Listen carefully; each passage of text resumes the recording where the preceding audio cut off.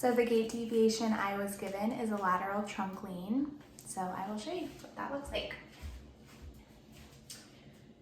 So as you step, they're going to shift their weight directly over that leg, lean their trunk to the side, swing the other leg around. They could even like circumduct a little bit. I'll show you again.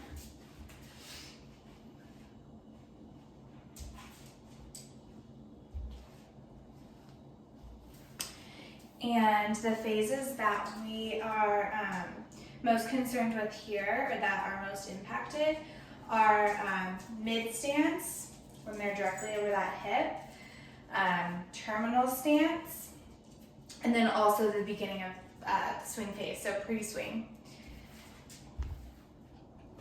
So the functional tasks that they're going to have issues with are single limb support and the beginning stages of limb advancement.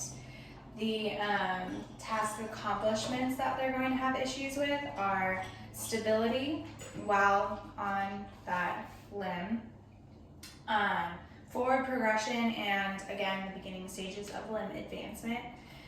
So here, when they're directly over, when their center of mass is directly over their hip joint down, they are pretty unstable, and so they're going to probably pronate their foot to try to compensate for that stability.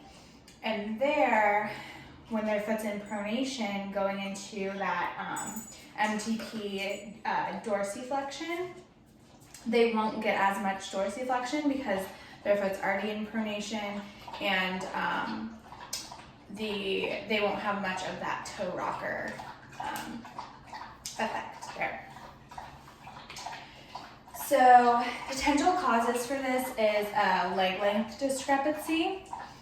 So if their one leg is shorter than the other, then that they could lean over to that side, and they could take the long leg, circumduct it to get it back in line, or to clear the limb. And then another cause would be if they have abductor weakness, so they can't normally walk and stabilize their pelvis while one leg is off the ground and they're in single leg stance. So they have to lean over so that they can stabilize their pelvis while bringing the other foot forward.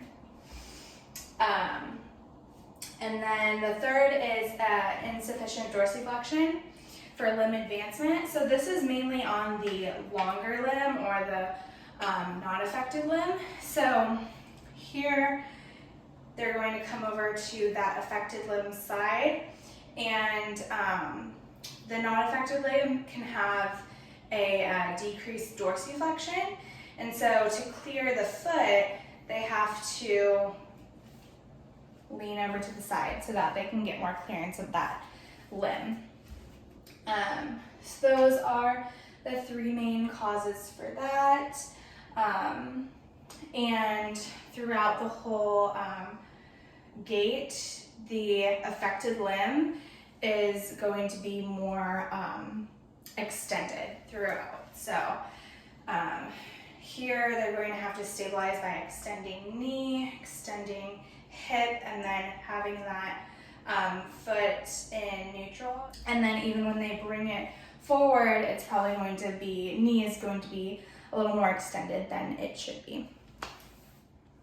So to sum it up, in mid-stance, they will have a decreased amount of stability because of their lateral trunk lean or hip abductor weakness. And that is the part where they look like this. They're leaning over, center of gravity or center of mass is directly over that hip joint. And they are less stable here as compared to here. So, so that's that one. And then terminal stance, they are going to have a tough time in terminal stance because there you need to be able to supinate the foot to prepare for limb advancement, and they are going to be over that leg to maintain their stability. They're going to pronate the foot, and won't be able to push off as forcefully as they would be if they were able to supinate.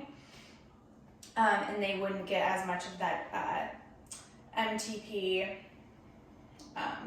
dorsiflexion. And then in pre-swing, like I said again, you don't get as much of that MTP dorsiflexion, so they would have a tough time advancing that limb forward as well. And the lateral trunk lean gait is costs more energy for the body to perform rather than when you keep your trunk center.